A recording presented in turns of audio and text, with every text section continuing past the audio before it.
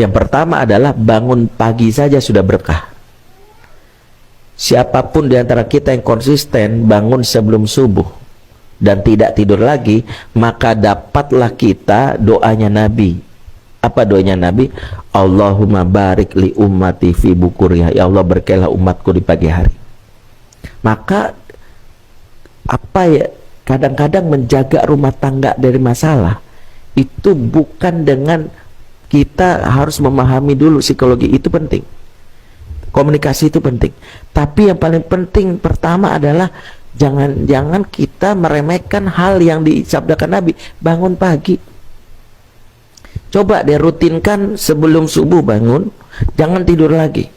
Tidur ba'da subuh, berapa kali saya sampaikan, itu mencabut keberkahan. Ya, apalagi kalau susah, apalagi kalau anak-anak. Saya ini jadi konselor anak remaja dari tahun 2002 sampai sekarang 1.400-an anak saya tanganin bermasalah yang skala berat, besar, kecanduan, penyimpangan seksual dan macam-macam ya. Saya mendapatkan dua kesimpulan bahwa anak bermasalah itu cirinya dua. Jadi anak bermasalah atau bukan anak deh, pribadi bermasalah cirinya dua. Kalau kita nemuin pasangan kita, anak kita punya dua masalah ini, punya dua ciri ini, itu bermasalah. Walaupun dia mah sering sedekah, dia mah rajin nih, tapi kalau dua ciri ada, bermasalah dia. Yang pertama, bangunnya suka kesiangan. Ya, pertama nih, bangun suka kesiangan, susah bangun pagi, anggaplah itu. Tapi dia orangnya baik, ketur katanya enggak, belum berkah hidupnya, bangun suka kesiangan. Ya, kenapa bangun suka kesiangan? Indikator orang bermasalah, pertama dia melawan sunatullah. Wa ja'alna al-laila libasa wa ja'alna an-nahara ma'asha. Kami jadikan malam sebagai pakaian untuk tidur, kami jadikan siang untuk beraktivitas. Ingat, malam itu untuk tidur, siang beraktivitas. Manusia yang bermasalah jam biologisnya terbalik, malam begadang, siang bobo bablas. Sudah melawan. Nah, kata para ulama, siapa yang melawan sunnatullah dalam dirinya, dia melawan hukum Allah yang lain. Makanya hati-hati kerja di bidang entertain atau apapun, kalau sudah mengganggu jam biologis, berpikir ulanglah antum teruskan itu. Saya termasuk orang yang dulu agak ngomong keras. Jadi waktu itu saya diundang sebuah stasiun TV, terus mereka minta kajian internal para produser, karyawan gitu ya. Terus saya nggak sengaja ngomong gitu ya, saya bilang orang bermasalah itu bangunnya suka kesiangan. Terus ada satu karyawan yang dia sekarang udah pindah, dia itu dulu sebelumnya kameramen, dia langsung bilang, Ustadz pas banget nih. Saya ngerasain, Ustadz dulu tuh saya jadi kameramen itu, saya lulusan pesantren, dia lulusan pesantren tapi jadi kameramen itu saya kerja berita sampai jam 3 pagi. Kalau udah capek tidur bablas, sholat subuhnya jam 6, jam 7 gitu ya. Sholat subuh menjelang duha kan gitu ya. Ya, udah gitu saya ya udah tidur lagi aja gitu.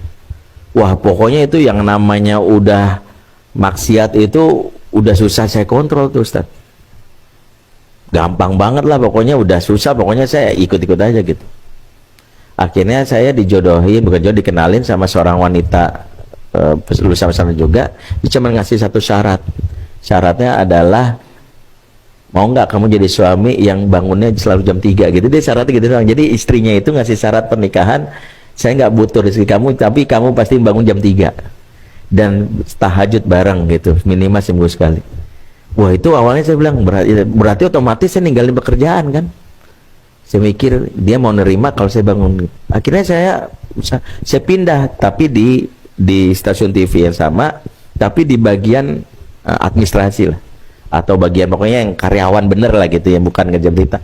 Jadi pulangnya jam 7 lah paling lambat. Bisa tuh pola itu, dan terasa banget ya Allah, terjaga diri saya. Jadi bermasalah itu satu. Makanya saya itu kalau menterapi orang, menterapi jam biologis dulu. Datang ke saya, Ustaz ini, antum mau berubah? Iya. sama habis ini selalu bangun jam 3 lapor sama saya, terus sholat subuh berjamaah di masjid, setelah itu nggak tidur lagi, kalau mau tidur setelah syuruh. 40 antum lakukan, insya Allah jadi orang baik. Terapinya gitu. Karena Nabi mengatakan ya man sholatil fajri, khusus subuh, arba'ina yauman kutibat lahu baro'atan minan nar wa baro'atan minan nifaq. Siapa yang sholat subuh, sholat fajar 40 hari tanpa putus, maka Allah akan membebaskan dirinya dari api neraka dan dari perilaku maksiat. Makanya pelaku maksiat itu terapi pertamanya adalah sholat subuh, tidak tidur lagi selama 40 hari, nggak boleh putus. Jadi berani nerima challenge ini, insya Allah sembuh. Itu pertama. Ciri kedua orang bermasalah itu adalah lama di kamar mandi. Inna hadhil hashushah mutadoroh. Sungguhnya toilet dan kamar mandi tempat paling banyak dikunjungi jin dan syaitan. Jadi apapun alasannya, nggak boleh kamar mandi dibikin nyaman gitu, nggak boleh.